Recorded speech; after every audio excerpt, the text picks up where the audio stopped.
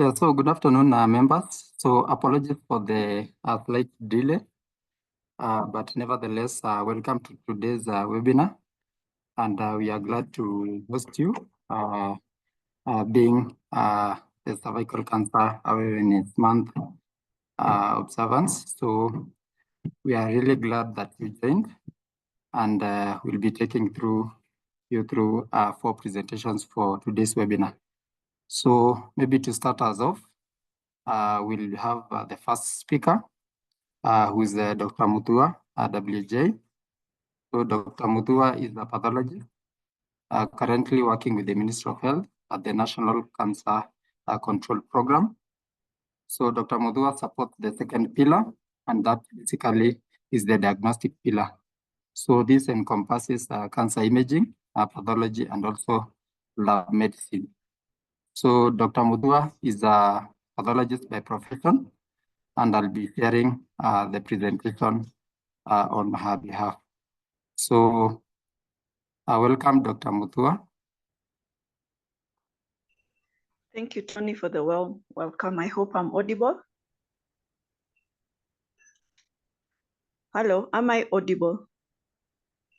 Yes, you are audible, Doc. Thank you.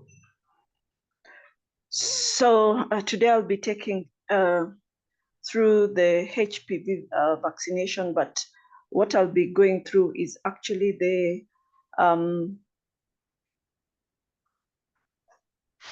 a presentation on behalf of Dr. Valerian. Thank you. You can continue.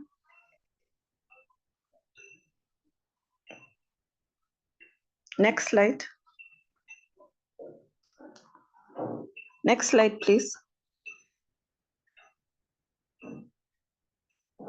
So the main topic of today there is HPV vaccination. I'll be looking at the pathogenesis of HPV,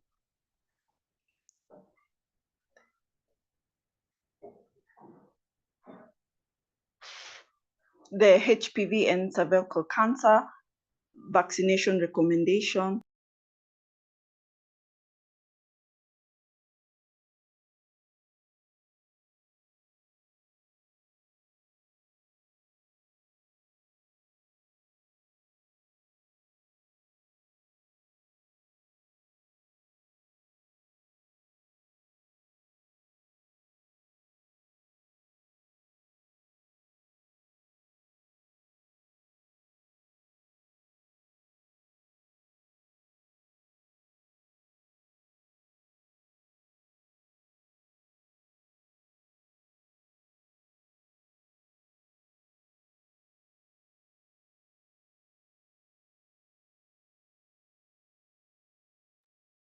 Dr. Mutua, we can't get you. Probably you can check. Okay. So I'll be taking you through the HPV and cervical cancer and its pathogenesis.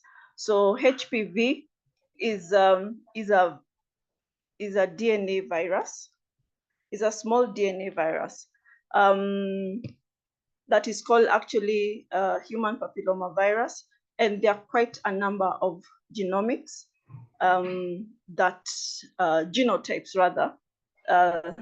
that are associated with HPV. And the most important are the 13 genotypes that have been stated up. And the most important among these are 16 and 18 that are known to cause 75% of cancers, and especially CA cervix. Also, the other cancers that 16 and 18 is known to cause is penile carcinoma, anal and oropharynx, and vaginal and vulval carcinomas. Next.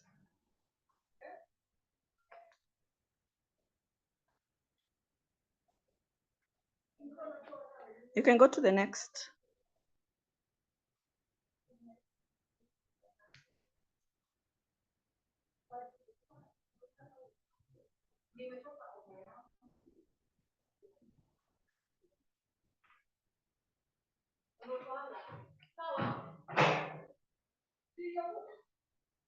Sorry for the technical issues.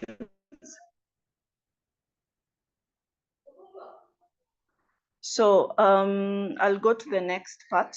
So what are the issues with HPV? As we've said, it's a DNA virus. So what it does, it integrates with the host DNA. And once it integrates, when the cell is replicating itself, the cell actually replicates the DNA material for the virus. So that is how it is able to evade immunity. So so that means that the virus is able to replicate itself without causing much symptoms.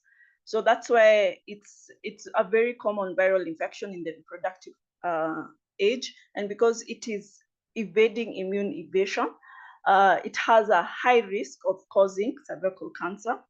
And the high risk of causing cervical cancer is not once you get HPV infection, you go into the cancer. It takes almost 10 to 20 years, as the diagram on your right has been shown.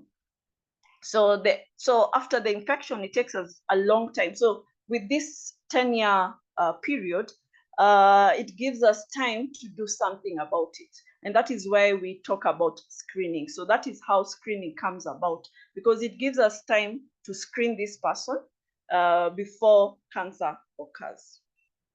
Next.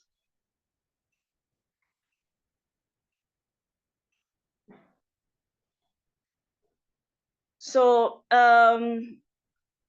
so when it comes to HPV, since it's a DNA virus, how do we stop this infection? How do we eliminate the end product of HPV, which is cervical cancer? So the first target is vaccination. We vaccinate girls age 10 to 14. In our current situation, we are targeting 10 to 14 years. To vaccinate them so that they can have immunity against the virus, so that in case they get into the sexual reproductive age, they already have immunity against HPV. That means the HPV virus is unable to enter into the cell and replicate. So that is one of our targets, and that is usually the best. So vaccination. Then the 70% is all the people who are not eligible for the vaccine or who are born before the vaccine. Remember I said it takes 10-year period or 10 to 15-year period. So these are the group that we like to target to screen using high performance test, which is the HPV DNA testing, the PCR, from the age of 35 to 45 years, using the high performance. We also have other tests, but currently the best test is HPV, but in case we don't have the funds, there is Viavile and there is Pap smear. The next 90%, in case when we do the screening and we find a lady or a woman who has a lesion, then these women, 90% of women who we've identified with cervical lesion, then we need to take them to treatment. So that is the strategy for cervical cancer disease and elimination. Next. So let's evaluate the HPV vaccine from basic science to public health. So in the 70s, when they noticed CS cervix, those are hypotheses that linked HPV to CS cervix. After several decades of studies through the 70s and the 80s, in 2008, the Nobel Prize was awarded to Professor Harold Zhu, who actually linked HPV to the cancer. And this linking is through various proteins that HPV virus usually has, and it was not those oncoproteins are the ones that lead to suppression of the immunity, and they suppress the tumor suppressor genes and cause the cell cycle to continue and lead to carcinoma. Next.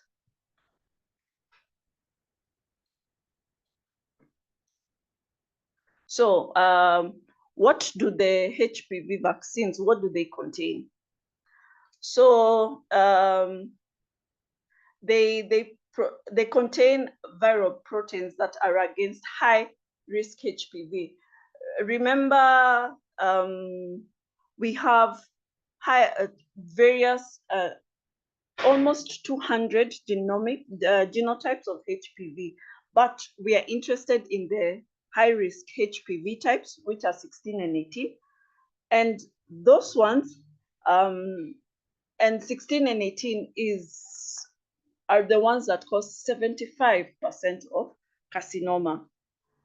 Therefore, these are the targets for the HPV vaccine. The other types that are also there are 31, 33, 45, 52, and 58. So the vaccines are made to cater to the high-risk HPV. Next.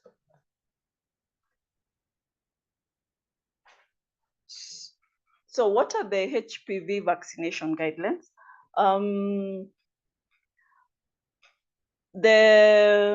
For immunocompetent, and when we say immunocompetent, is anyone who does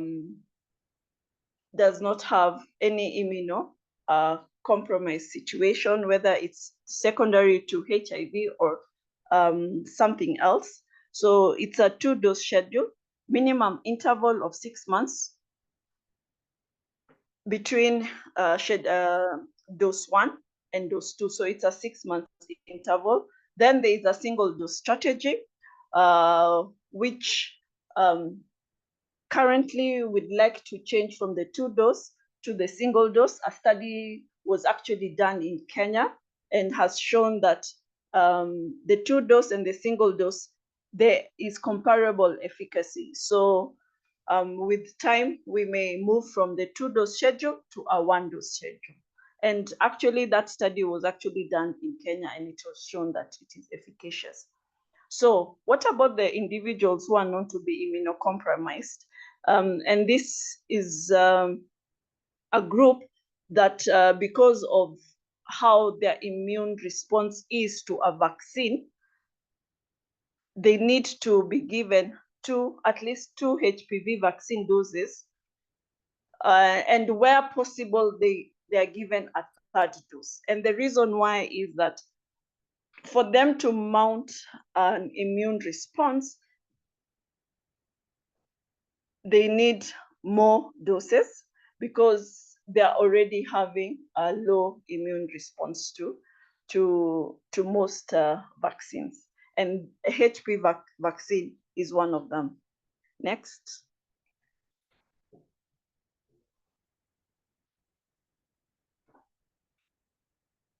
So Kenya is not unique in the HPV vaccine introduction globally. If you look at the world map, it shows you how the vaccination is globally. And I'm happy to say that at least we are in the teal. If you notice, we're in the teal, where in our country we give HPV vaccine routinely within the current immunization schedule. Next.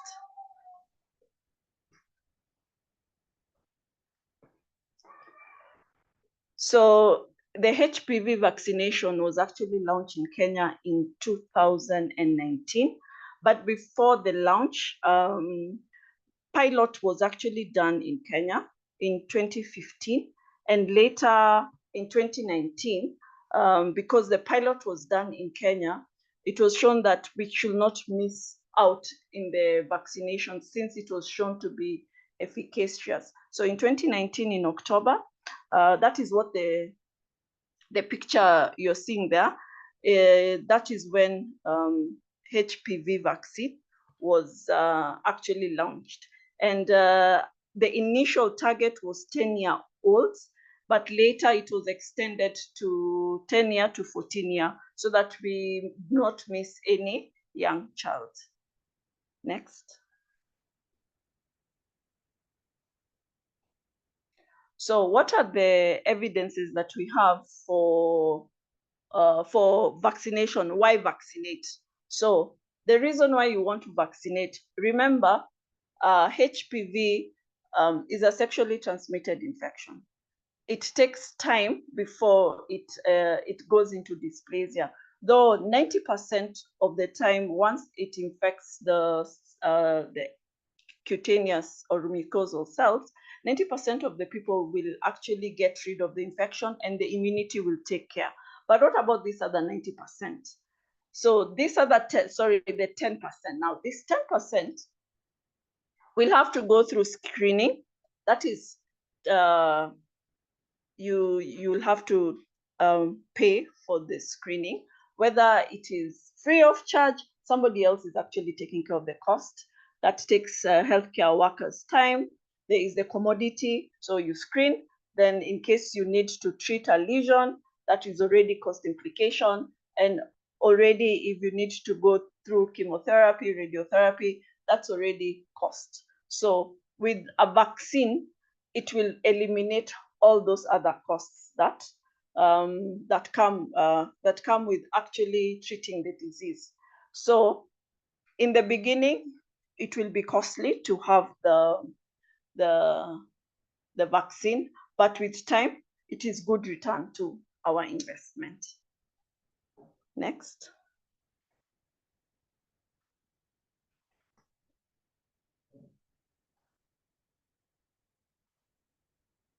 So the vaccines, HPV-related knowledge and education is important so that we can be able to advocate for this vaccine. If we do not have the knowledge of how HPV is causing the cancer, how will we be able to advocate for the vaccination? So we need more specific knowledge on HPV, on why this age and not why age of 10 to 14 and not a 3-year-old child. We need to know why the vaccine schedule is the way it is and how many doses. And we need to know everything related to HPV infection. And that is the only way that we are going to be able to vaccinate and to give better information for people to take up vaccination. Because we will not like our girls at age 10, they miss, and at age 35, they come up with that. That means 20 years from now, they might have cancer, and yet we could have done something. So all this knowledge on pathogenesis of HPV, immunity regarding HPV, and the effects of HPV and its relation to cancer is important to each and every healthcare worker so that we can be able to recommend HPV vaccination. Next.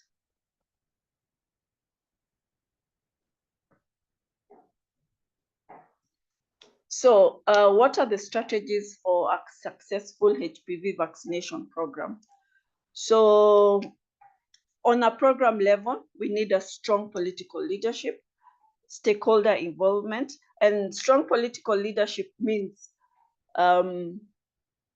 like in the counties, the governors, the leaders to be involved in vaccination, the stakeholders involved in partnership. And stakeholders, remember, these are girls in school. So we have very many stakeholders. And one of the important stakeholders that we forget our parents, Ministry of Education, the teachers. So these are very important stakeholders in HPV vaccination. And that is why it is important to learn what is the HPV pathogenesis. Everybody needs to learn that, so that when now we are talking about vaccine, we understand what we are trying to block. So strong public sector performance, culture, and performance evaluation. When it comes to clinical, it is good to integrate service level also with other preventive measures, and especially reaching out to school-going children in the schools, multi-settings to target hard-to-reach vulnerable adolescents, especially in adolescents who are not currently in the school system. We need to find out a way where we can reach them and give them this vaccine. Open communication, motivational approaches, and sexual health education. And then we need to also emphasize on the safety, that the vaccines are safe, and the reasons why we are focusing on the age of 10 to 14 years, because this is the age group that has not yet started the sexual debut, and also their immunity is well exposed and they can mount a very good response, therefore making the vaccine efficacious. Next. So what are the key takeaways from this small talk? HPV is the major cause of nearly all cervical cancer, and vaccination is a primary and cost-effective preventive strategy against cervical cancer. The HPV vaccine is both efficacious and safe. Different vaccination schedules are recommended for immunocompetent and immunocompromised individuals, and we have gone through the reasons why the two are a bit different. And communication with healthcare workers is key in increasing HPV vaccination. Thank you for everything. In case of any questions, please put them in the chat box. Yeah, thank you so much, Dr. Mutua, for the elaborate presentation. And it's good that you mentioned matters to do with vaccine safety, because this has been one of the issues that has been really letting us behind in terms of uptake of HPV vaccination. So we really appreciate. So maybe for the questions, you can put them on the chat box, and once we are done with the presentations, we shall have a session for Q&A. So I think we are going straight to the second presenter, who is Bernadette Musau. So Bernadette is a program officer at the National Vaccines and Immunization Program. So she looks at aspects to do with social behavior change. And so she's an expert in behavior change and communication. So welcome, Bernadette, for the next session.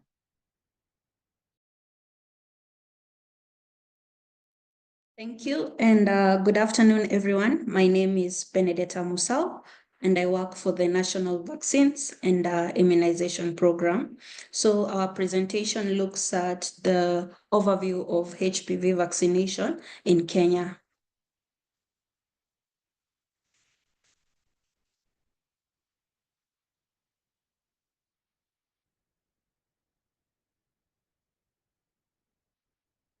Okay, so our background basically focuses on, in Kenya, 10 women die every day from cervical cancer, and this number is projected to double by 2040, which means that these are 22 women deaths per day, which is very sad. Then HPV vaccination is one of the primary approaches in the comprehensive approach to cervical cancer prevention and control. And in 2019, we introduced the HPV vaccination, which targeted the 10-year-old girls with 2 doses, which is administered 6 months apart. Then in 2021, we expanded to the multi-age cohort, which is also known as the MAC, in order to catch up on missed opportunities due to the impact of the COVID-19 pandemic, which affected the health services. Then we have our global elimination strategy, which focuses on the 90-70-90, where our aim is to have 90% of the girls vaccinated by the age of 15 years. And the immunization agenda 2030 focuses on increasing the access and uptake of the vaccine in order to protect the individuals and communities from preventable diseases. And our special focus is on the 0 dose and the under-immunized. The zero dose children are the children who have not received any vaccine in the EPI schedule, or the children who have not received at least the first dose of the Penta-1 vaccine. Then we have the under-immunized children, who are the children who have not received a vaccine which they are eligible for. Then we have the overview of HPV vaccine in Kenya. Initially, we rolled out the HPV vaccine in 2019 to 2020, where we managed to reach 170,000 and 276 girls for the first dose, and 262 girls for the second dose.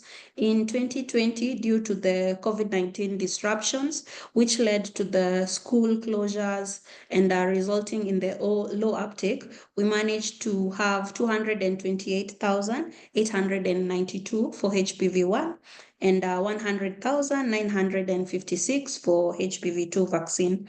And we've managed to have campaigns which have enhanced the HPV vaccination campaigns, and this has resulted in a 3.8-fold rise for HPV-1 and 3-fold for HPV-2 compared to the earlier years, as you can see on our graph.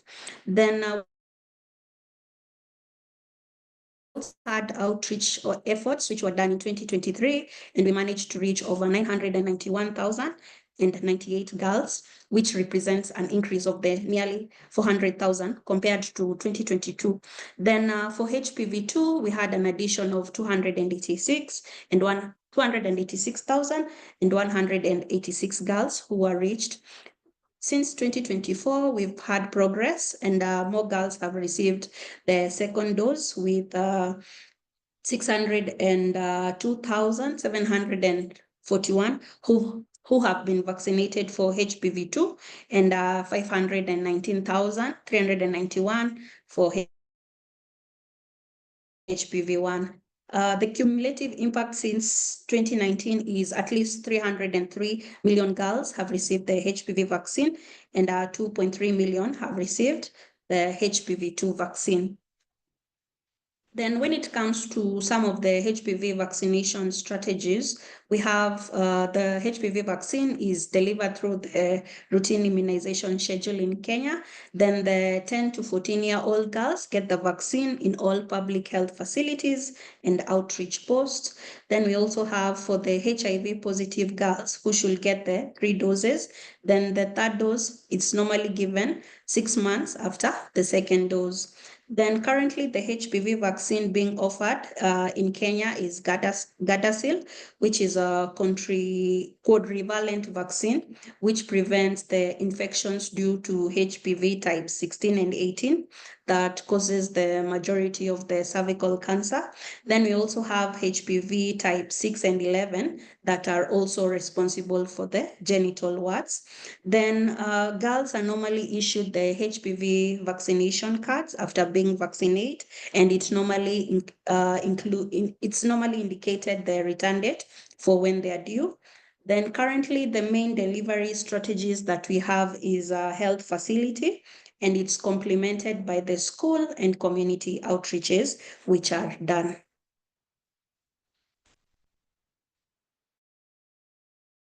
For the out-of-school girls, some of the strategies that are done to ensure the girls are not left behind in immunization efforts is through engagements with the community leaders and the health workers. These are the key people who play a major role when it comes to engagement.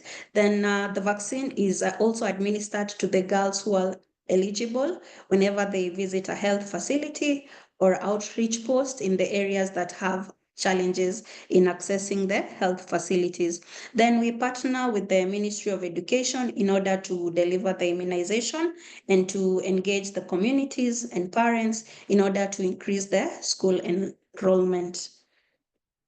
Then in terms of the girls interacting with the HPV vaccine across the life course approach, we have health facilities normally have vaccinations we normally have immunization sessions in the health facilities, and for the out of school girls, we normally, especially the pastoral communities and the hard to reach population, we normally have community outreaches for these girls so that we can be able to reach them with the vaccine.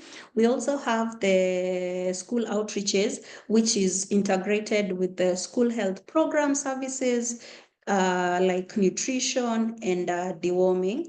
Then there's also the active screening for the HPV vaccine eligibility at the outpatient with the special clinics, which focus on the girls with the HIV and other NCDs. Then we have the integration of also COVID-19, measles, rubella second dose, and HPV vaccine, which is also done in the outreaches and other health services. Then some of the activities that we normally do in order to intensify and increase our uptake is we normally conduct intensification campaigns in order to increase the uptake of all routine vaccines, including the HPV vaccine. Then we had the expansion of the multi-age cohort for the 10 to 14-year-old girls. And we've sensitized our healthcare workers and teachers and CHPs who play a major role when it comes to immunization. We also have the integration of HPV with other primary healthcare initiatives like the World Immunization Week, which is celebrated in the last week of April. We also have Malezibora, deworming, and the iron supplementation programs. Stakeholder engagements are normally done. Like today, we had the stakeholder engagement with the media, who are our key players when it comes to the fourth estate. And we always ensure that they disseminate the right and factual information. We have media advocacy, which is very key. We always have to ensure that when we're engaging the media, we share the right and factual information with them so that they can disseminate it to the public. Then we also have we also conduct behavioral and social drivers of vaccination assessment, which is very key. And currently we have the ongoing Big Catch Up campaign, which is the main aim is to strengthen immunization across the 47 counties. It began last year and it is still continuing up to this year. This ensures that the visibility of the program is there. And we have to ensure that we reach the children who are below 5 years and also the comorbidity patients with the COVID vaccines and the adolescent girls with the 10 to 14 years. We normally also encounter myths and misinformation from the public, but we always ensure that we disseminate the right information with the public. Currently, through the national vaccines, we engage them on our social media platform is at Vaccines Kenya. You can get the right information from there. And in case you have any burning issue or a question or concern, you can engage us there and we'll be able to respond to you. Our partnership currently is with the Ministry of Education, who play a major role when it comes to HPV. We have the MOH programs like the National Cancer Program, we have the DASH, we have Reproductive Health Program, we have the Community Health Strategies, the Health Promotion, Reproductive Health, Disease Surveillance, and NASCOP, who play a major role when it comes to HPV. The COG also play a major role when it comes to engaging with the 47 counties, and we have our immunization partners. Without them, They play a major role when it comes to support like UNICEF, WHO, Final Mile, Clinton, PATH, JAPIEGO, LVCT, MRIGHT, and Women for Cancer. We have the health professional bodies as well who play a major role. The faith leaders, the CSOs, and the cancer organization, our champions of the vaccinated girls who create a lot of advocacy, and the county government first ladies who we normally engage them when it comes to HPV vaccination. We also have the media engagement and advocacy, which we'll still continue doing and engaging the media and the community leaders.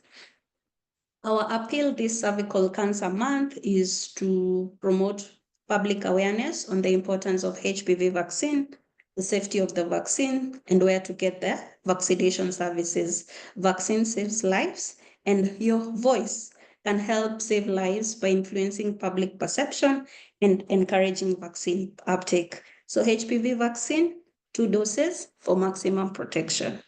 Thank you, and over to you, Tony. Yeah, thank you so much, Bernadette. Quite an insightful presentation. Basically looking at the strategies that we can use to ensure that we increase the uptake of HPV vaccines, and even reaching out to school-going girls, and also leveraging on community outreaches so that we can reach out to those that are in hard-to-reach areas. So the aspect of an integration is also key.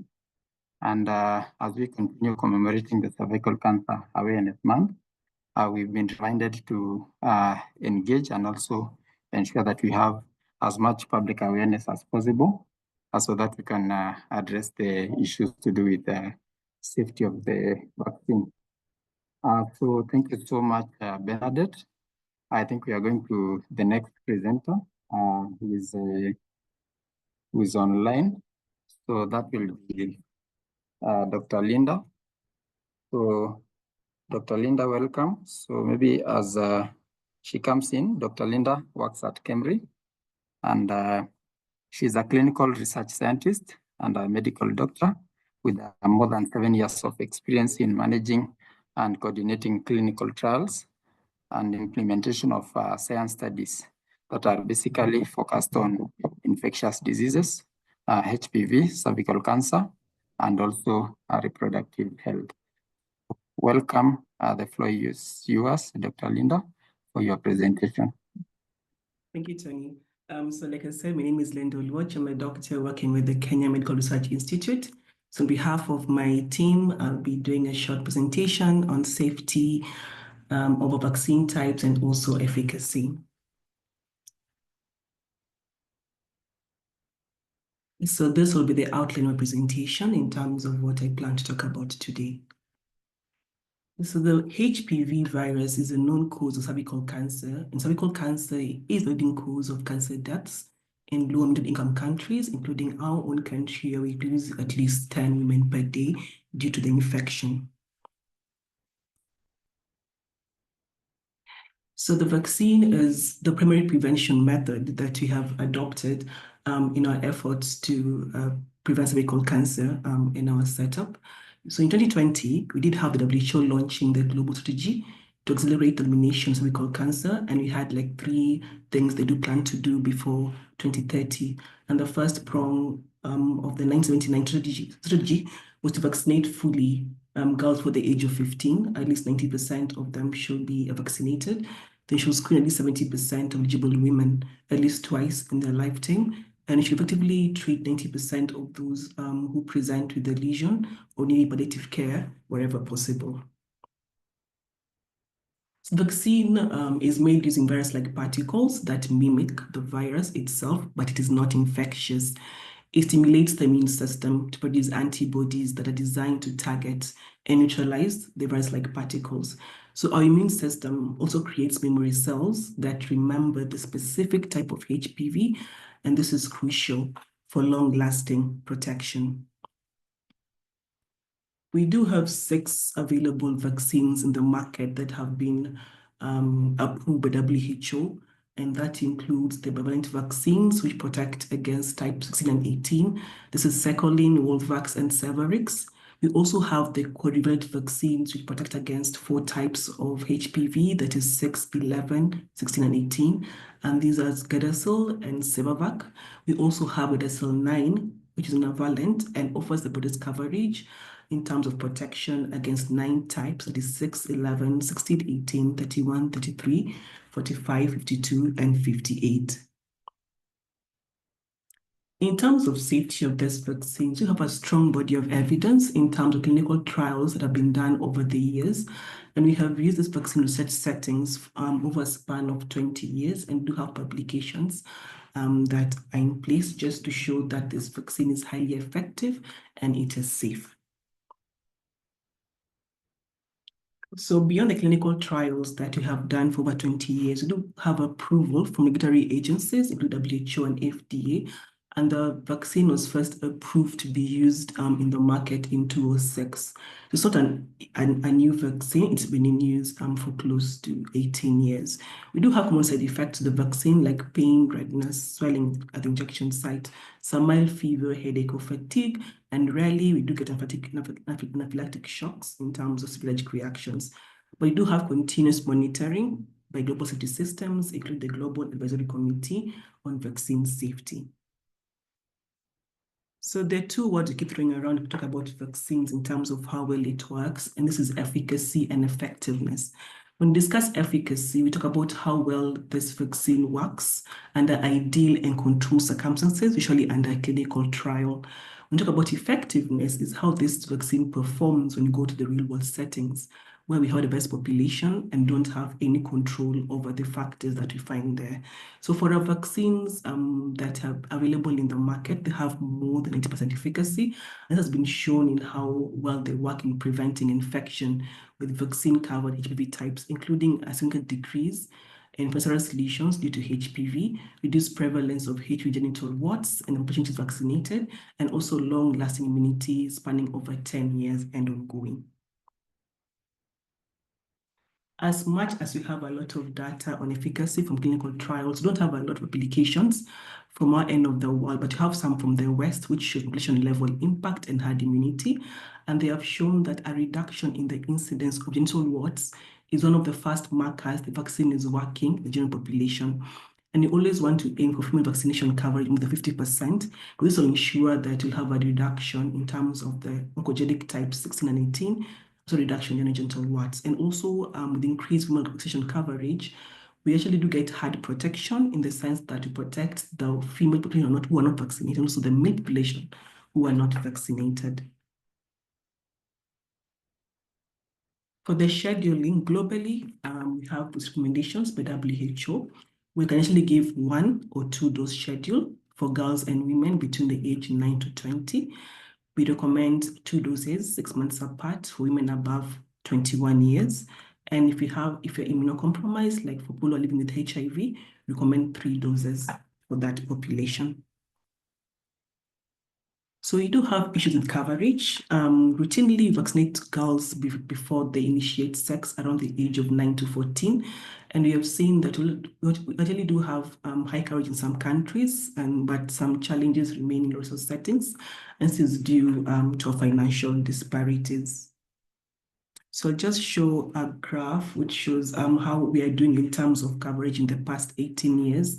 So the orange curve is the high-income countries where since inception of the vaccine in 2006, they've been doing quite well and they have almost 90% coverage is the ideal target for elimination. While for us, the LMIC is still struggling, but you're getting there slowly, as our colleague has shown us in the previous data that we have for Kenya. So in terms of vaccination, for all that are advocating for effective vaccination, we do have modeling studies which show how it would look like in the coming few years in terms of incidence and prevalence of cervical cancer if we don't take steps in terms of the screening and also vaccination numbers. So if we're to continue as we are in terms of the current rates of screening and vaccination, we'll be doing quite badly in the few coming years in terms of the numbers which are predicted of women globally get cervical cancer. But if we actually put measures in place to ensure that we get 2 screenings per lifetime for our women, and you get adequate vaccination, will avert a lot of cases, spanning millions of cases in terms of prevention of this deadly disease. So allow me to touch a bit on the single-dose vaccine, which was adopted in 2020 by WHO as an alternative to the two-dose schedule that we currently use in most of our settings. So data from various clinical studies from various geographical areas was used to suggest that a single-dose regimen can provide enough protection against HPV. And we have studies done in Kenya, Tanzania, India, and Costa Rica. In Kenya, the study was done by the Cambridge staff across 3 sites, and it is still ongoing from 2018.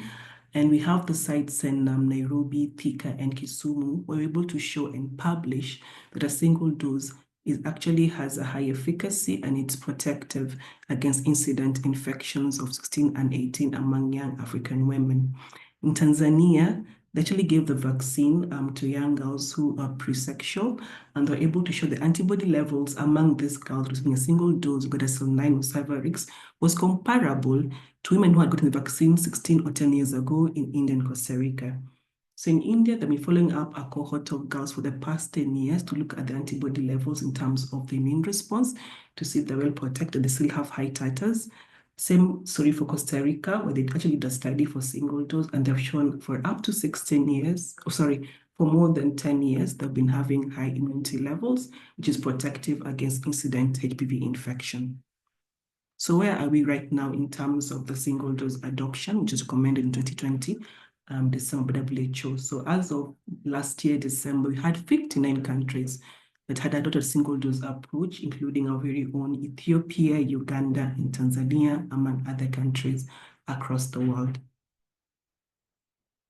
So I'll touch a bit on the Cambridge study that we did. We call it KENSHI, but the full name is the Kenya Single-Dose HPV Vaccine Efficacy Study. We were able to enroll more than 2,000 girls in 2018 and give them the single-dose vaccine, and we've been following them up for the past 5 years just to see if the vaccine is effective, and also if the vaccine give them enough immune response to prevent incident infection. So I'll just give a short snapshot of the data at month 36 and month 54 of follow-up. So at month 36, we're able to show that we have enough vaccine efficacy, more than 95%, for both the girls who got Gardasil-9 and the girls who got the Cervarix, which is bivalent vaccine, and that they're able to be protected against incident persistent HPV infection. For the month 54 data, I want to give just a caution that we have not published this yet, but at 54 months of follow-up, you still have 5% vaccine efficacy, which is still going on since 2018, and this is still protective of the girls. We're usually hoping to continue with this cohort up to 90 months of follow-up, just to be sure that you can prove that beyond 20 years of age, this vaccine, a single dose, is still protective for women who are engaging in sex actively and who are being exposed to the HPV STI infection. So in summary, adolescent girls and young women in this particular study have been protected from HPV infection over the 54 months post-vaccination.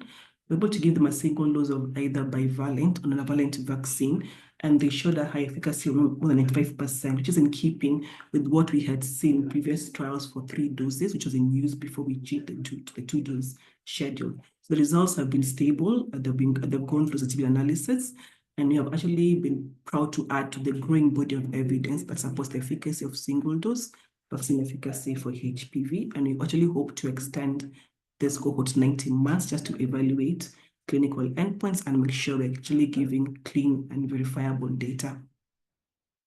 In terms of research progress beyond the prophylactic vaccine that we're using right now, we're also looking at therapeutic vaccines actively. So we're part of a growing body trying to see whether or not we can introduce the therapeutic vaccine to help treat existing infection with HPV.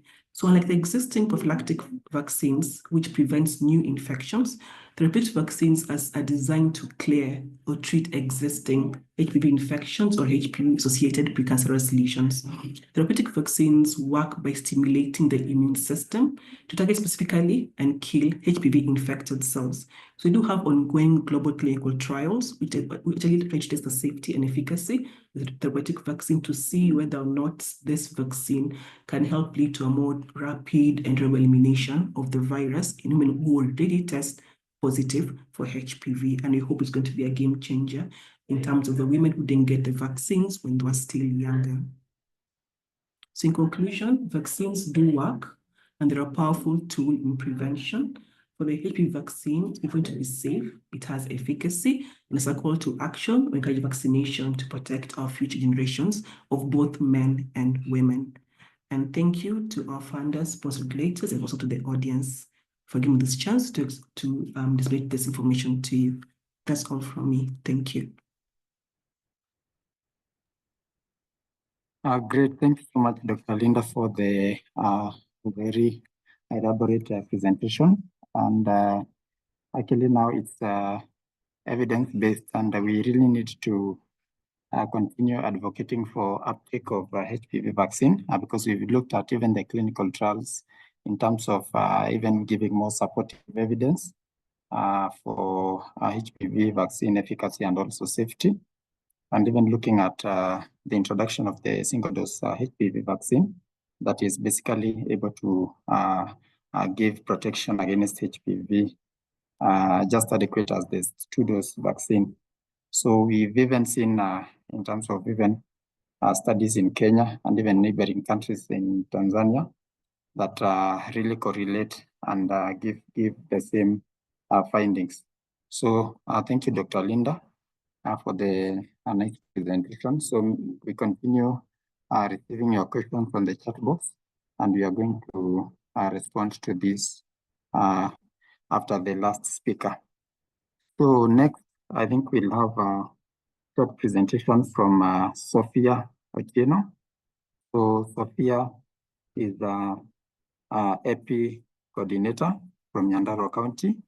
So she'll basically give updates in terms of what Nyandarua has been able to do, considering matters to do with the EP and vaccine. So welcome, Sophia, for the presentation.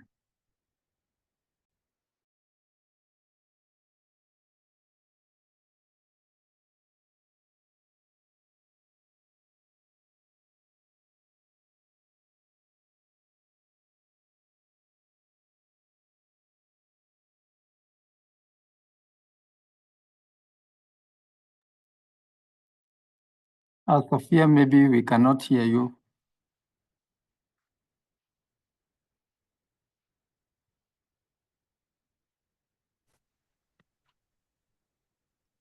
Thank you very much, Chair, for the opportunity. Good afternoon, everyone. I take this opportunity to share the implementation of HPV vaccination in Nyandarua County.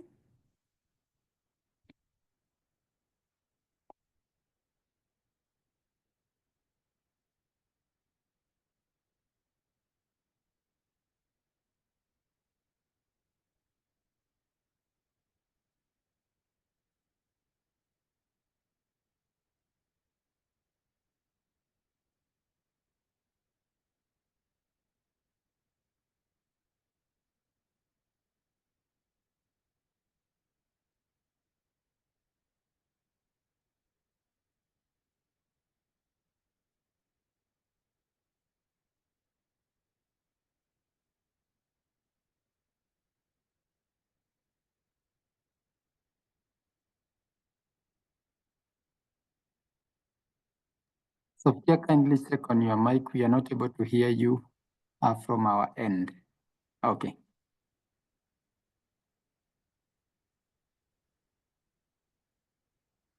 Great, you can proceed.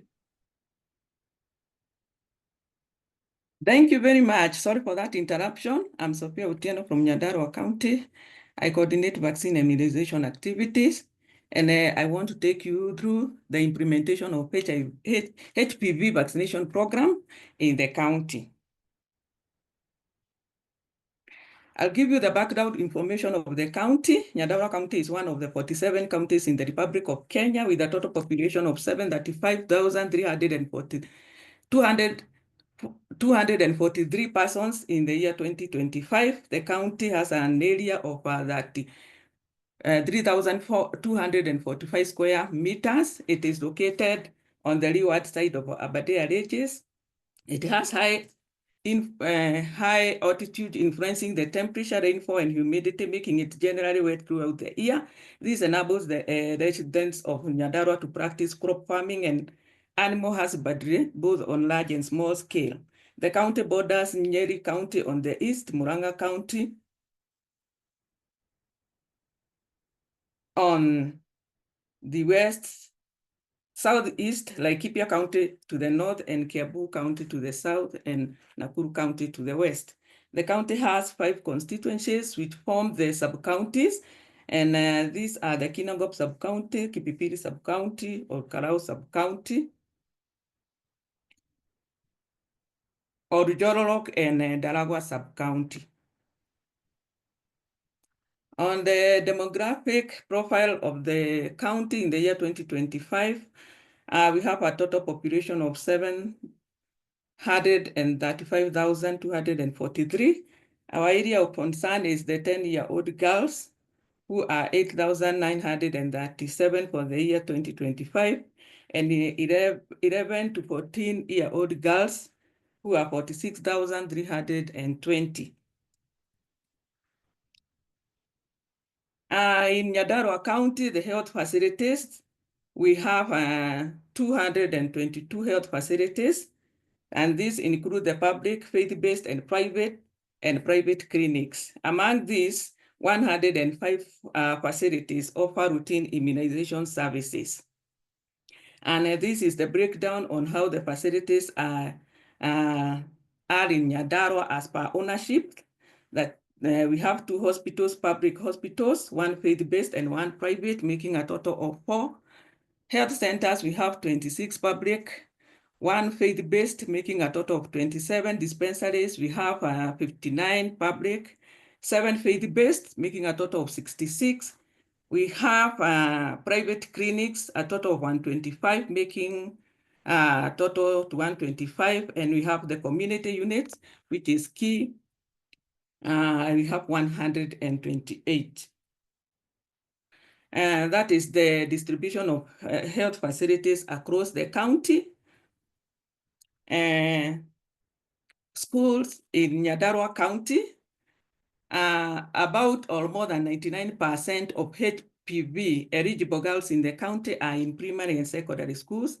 The county has a total of 463 schools with the eligible population. Integrated school health program is the most effective in the HPV vaccination, which is carried out through outreaches to the schools. So the number of schools in the county, as per the sub-county, we have Kinangop 159, Kipipiri 75, Olkarau 122, Oljororok 66, Daragwa 71, making a total of 493. So introduction to HPV, as has been eroded before, the Ministry of Health through the National Vaccine Immunization Program introduced HPV vaccination in the country in October 2019 for all girls aged 10 years. The vaccine was introduced as a preventive measure in line with the global cervical cancer elimination strategy, requiring national coverage of 90% vaccination, 70% screening and early detection, and 90% treatment. Cervical cancer is the leading cancer cause of cancer-related deaths and the second most common among women, with 5,250 cases and 3,268 deaths annually, which represents a death of 9 every day. Implementation of HPV vaccination in Nyandarua County. This activity involved the following: developing a HPV vaccination microplan, training of healthcare workers and teachers, engaging the stakeholders on HPV vaccination, launching of HPV vaccination in the county, and monitoring and evaluation of the same. In HPV microplanning, this is a detailed localized planning process focusing on specific smaller areas or communities, often using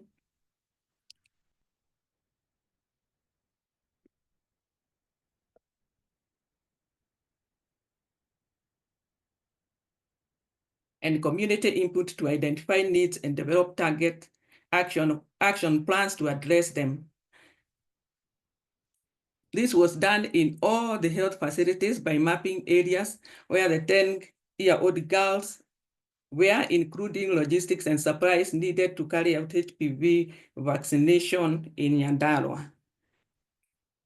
This was aggregated to a sub-county microplan, which was then aggregated to a county microplan. This was done by 9 September 2019, and the microplan developed was used in the implementation of HPV vaccination in the county. The training of the healthcare workers on HPV vaccination, the county through the Ministry of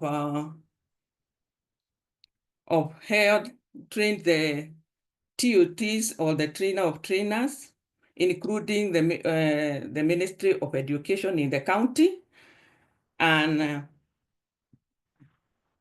the trainers cascaded the training to the sub-county health management teams and to the, including also the sub-county directors, Ministry of Education. This was followed by the training of health facility in charges and teachers on HPV vaccination.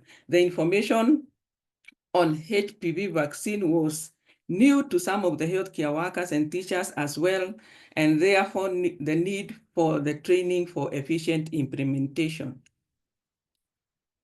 3 was stakeholder engagement, who included the opinion leaders, gatekeepers, provincial administration, and religious leaders, parents, and teachers.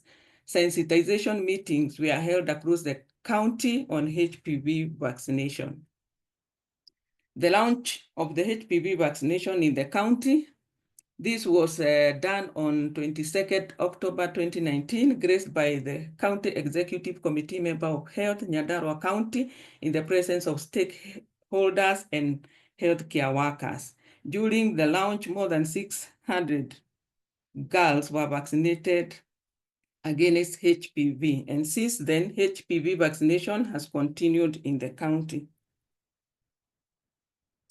In monitoring and evaluation, this is a process of collecting, analyzing data to assess the effectiveness of program, and this helped in identifying areas of improvement and track progress and ensure goals are met. M&E has enhanced continuous improvement in HPV vaccination, data quality, and identifying areas of concern.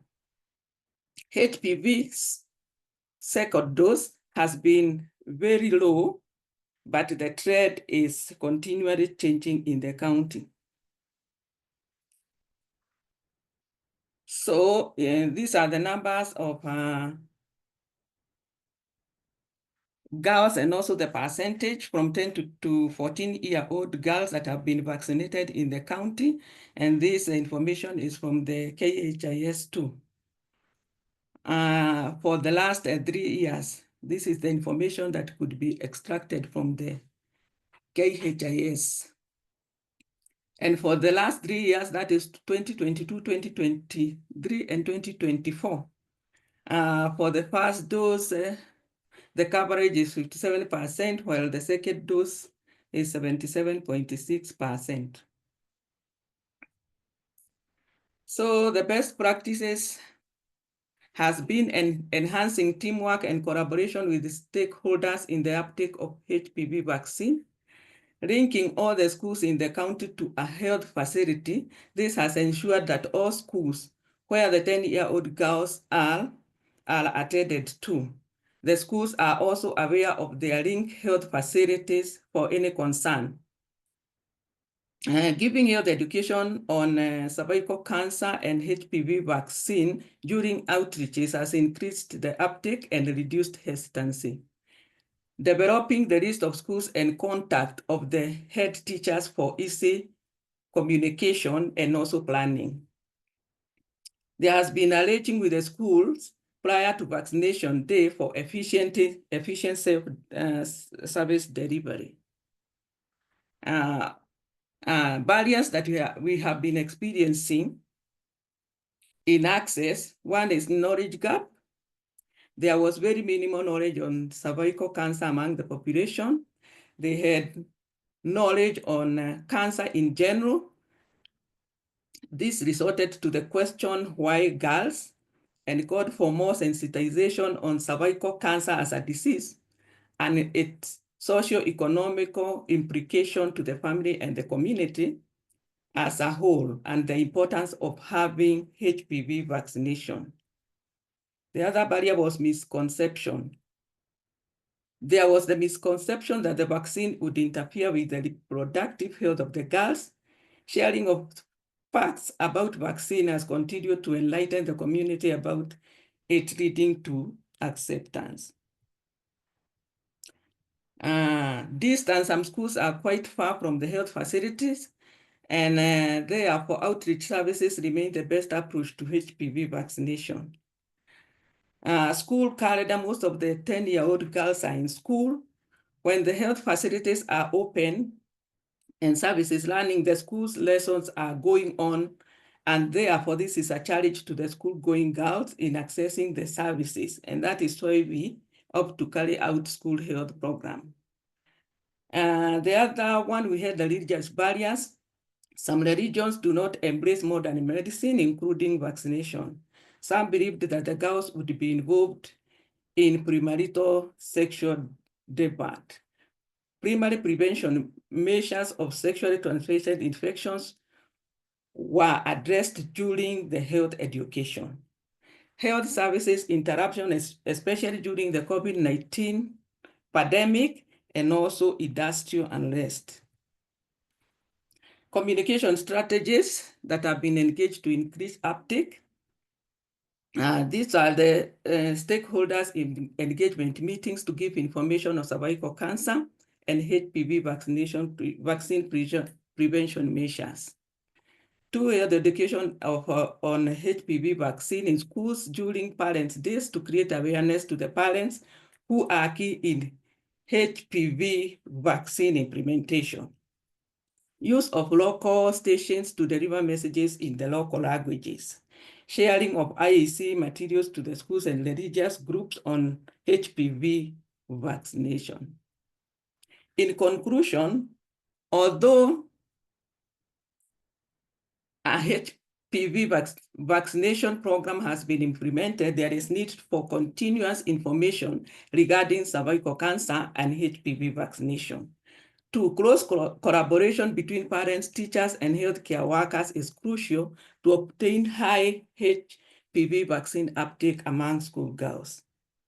3, monitoring activities and continuous communication could give a continuous track progress and detect rumors and address them in time. In the implementation, we acknowledge the national government through the National Vaccine Immunization Program, partners and the Ministry of Education for the support in trainings and logistical supplies in the implementation. We acknowledge the county government of Nyandarua through the Department of Health and the Ministry of Education for the support in logistics supply and human resource for seamless service delivery. We acknowledge the stakeholders for supporting and embracing implementation of HPV vaccination. Thank you very much, and over to you.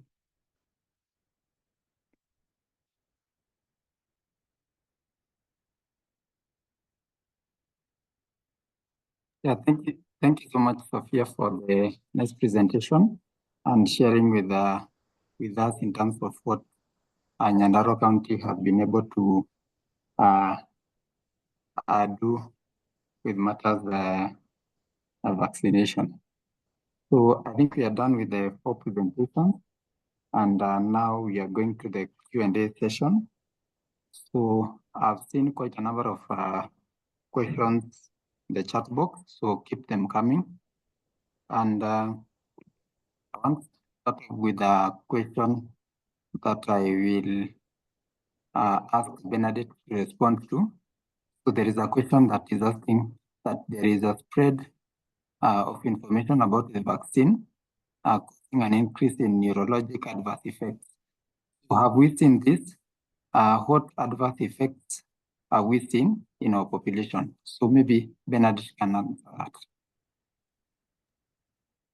Okay, thank you for this. So, like I mentioned during my presentation, we encounter a lot of myths and information from the public about HPV vaccine, but some of the adverse events following immunization that occur when a girl maybe gets the HPV vaccine, they are mild, such as redness, pain at the injection site. These are mostly the major adverse event following immunization that one can experience, but they are mild.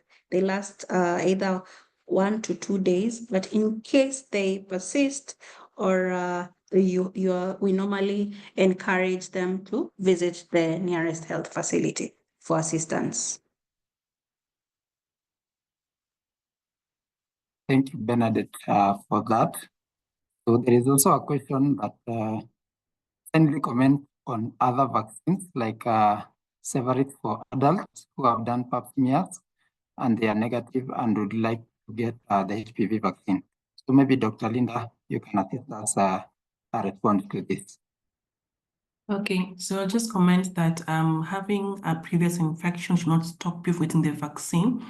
But as of now, we recommend vaccines up to adults who are 45 years of age, where it's possible. But you'll have to buy it at your own for your own money, because it's not free in our public health facilities. So having a previous infection should not stop you actually getting the vaccine right now. Even if you had warts before, they still get the vaccine, because the vaccine protects you from future infections. So it's still quite helpful in terms of protection against future infection. Yeah, thank you. So I think several questions are asking about why the age of 10 to 14 years and whether we have plans to include boys in terms of HPV vaccination. So Dr. Muzwa, maybe you can comment on this. Sorry, you were not clear, Tony. Sorry, just repeat. Sorry, I have seen several questions asking why we get the 10 to 14-year-old and whether we can have an increase or rather increase the cohort to above 14 years and also have boys included in the HPV vaccination. So maybe you can comment why the 10 to 14 and why we are not doing a vaccination for boys. Okay, thank you very much. So as I said earlier, in 2019, the actual age that was targeted was 10 years. And later it was found out that if when the vaccine was launched in 2020, there was COVID and a few girls missed it, and also the information had not reached, and therefore a consensus was done to increase the cohort from 10 to 14, so that anyone who missed in 2019 and there were 10, and in 2020, 2021 there were 11, 12, so that they don't miss it. So that is the reason behind increasing the cohort from 10 to 14, so that no girl is missed in that age group. So that was the idea behind the age 10 to 14. Again, these vaccines are expensive, so it was a compromise. What can the government afford? And that is why it is the age group is 10 to 14. There were talks to reduce it, to take it back to 10, but At the moment, it's still at 10 to 14. For girls above that age who have missed the schedule, I know it is unfortunate that this vaccine is important to everybody. And we have age groups that are already 20, 25, and they feel that they need the vaccine. At the moment, in the vaccine schedule, since they are out of age, they are not within the government schedule, but that does not mean they cannot get it privately or out of government. Then the issue of boys. Yes, it's known that HPV is sexually transmitted, and various studies have been done to see whether boys can be included. A country like Australia has already started giving boys the vaccine, but after they have given the vaccine, they realized that the outcome vis-a-vis the amount of funds they put in to vaccinate boys, the outcome was not significant. The difference was not significant, and therefore the benefit is more in giving to the girls as funds allow. I hope I've answered the question well. Yeah, great. I think that really answers quite a number of questions that are on the chat box. So I'll direct this to Dr. Linda once again. So one of the participants is saying that I'm really interested in the mode of action between prophylactic and therapeutic HPV. Kindly come again, since all are targeting to stimulate the immune system. Sorry, you're a bit low, Tony. Repeat the question. Sorry, I think this was directed to Dr. Linda. And one of the participants is saying that he's really interested in the mode of action between prophylactic and therapeutic HPV. Kindly come again, since all are targeting to stimulate the immune system. So Dr. Linda. Okay, I hope you can hear me clearly.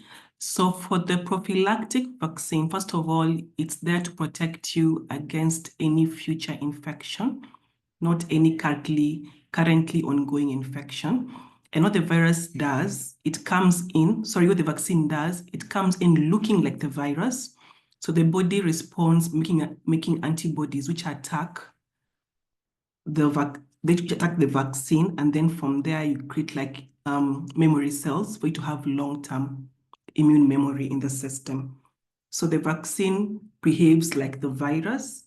So the body gets into the habit of attacking the vaccine and then creating antibodies that can fight future viruses when they do come into the body. It's prophylaxis. But now for the therapeutic vaccine, it works by attacking the currently ongoing HPV infection. So by attacking the specific cell itself, the HPV infected cell itself, it expects the immune system to now produce antibodies to fight ongoing infection. So I hope that's clear. Yeah, thank you. Thank you, Doc. So I see questions for Sophia from Nyandarua. So the first question is asking about the current percentage of girls of the age brackets. I believe that is 10 to 14 who are fully vaccinated. So maybe you can tell us about the current percentage. And secondly, the second dose, the second dose numbers are higher than the first dose. Maybe you can comment on that.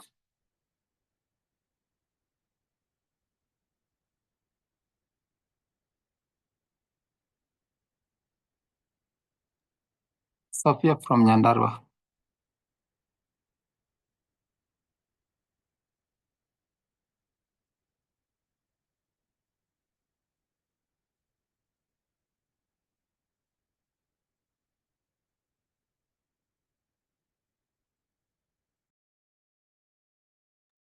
Maybe as we wait for, we can take another question. So does the vaccine cause what, and what are the other side effects of the vaccine? So maybe Bernadette, you can tell us maybe about any side effects of the vaccine, if any.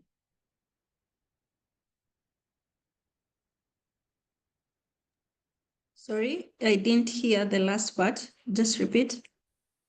The question is saying the vaccine cause what, and what are other side effects of the HPV vaccine? So I mentioned about the side effects, actually, which we normally call them the adverse events following immunization. So the reactions caused by the HPV vaccine have been seen to be mostly mild, but the common ones that may occur, which are minor, are the redness, as I had mentioned, and a pain and swelling at the injection sites. But we normally encourage the caregivers when they bring their clients to the immunization session or the health facilities or in school to ensure that in case the adverse event persists for maybe more than 2 days, they ensure that they take them to the nearest health facility for further checkup. Thank you, and over to you. Thank you, Bernadette. So another question, I think this will be Dr. Linda. So do we have any studies on the efficacy of the single dose adolescents living with HIV? And if not, how many doses will they get when the country transitions to the single dose? So to be honest, no, currently don't have any ongoing at Cambridge. We have, we do give 3 doses to our client with HIV, and for any client who actually sort of converts or being on follow-up, gets the full 3 doses, because that's the requirement as of now.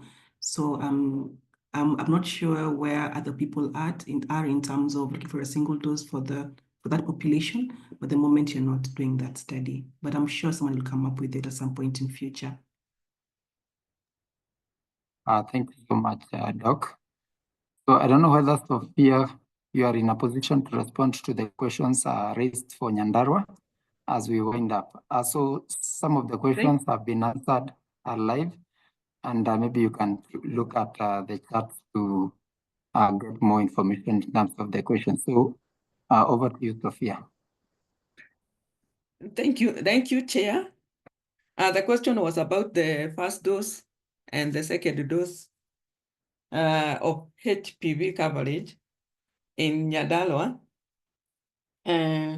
According to the data that we were able to access, we have a 57% in HPV1 and 77.6% in HPV2. However, we all know that this is a multi-cohort age, 10 to 14 years vaccination, of where some of the data, we could not access it in the DHIS. However, in Nyandarua, actually, we have not had such a great challenge in HPV vaccination and uptake. And so, especially for HPV first dose, the coverage has been very high. What has been trending down is HPV2, of which it is coming up in Nyandarua County. So we could not be able to access some of the data, and that is why maybe first dose is leading that low. Thank you, and over to Chair. Thank you. Yeah, thank you so much for responding to the Nyandarua questions. So I think most of the questions and concerns have been addressed. And at this point, looking at our time, I wish to maybe give the closing remarks. So remember of the 90-70-90 WHO Global Agenda to Eliminate Cervical Cancer by 2030. So let us keep up the pace at our various health facilities. So for the first 90, we advocate for 90% HPV vaccination, and we've really covered most of the issues to do with vaccination. So 90% of girls tend to for vaccination for HPV. And then the second tracker that we are looking at is 70% of screening. So basically, we don't only screen, but we screen using a high performance screening modality, preferably HPV as per our screening guidelines. So at the age of 35 and also at the age of 45. So the last 90, we do track a treatment rate, whereby we need to ensure that 90% of those that have precancerous lesions and also maybe with advanced cervical cancer are treated. So once we achieve the 90, 70, 90, we'll be able to eradicate cervical cancer. Remember that cervical cancer is one cancer that is possible to eliminate. So let us gear up our efforts in terms of ensuring that we do track these indicators. So I want to wind up. I want to really thank our four presenters for the good job that they did. It has been quite an informative session. So we look forward to having even more sessions as we continue commemorating the cervical cancer awareness month. So even at our various counties, let us continue advocating for uptake for HPV vaccination so that we can ensure that the future generation is free and safe from getting cervical cancer.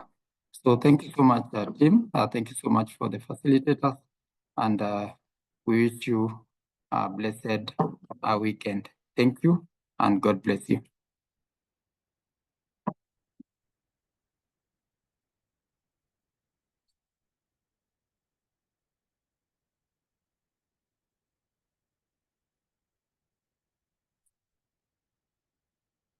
Give me hang out.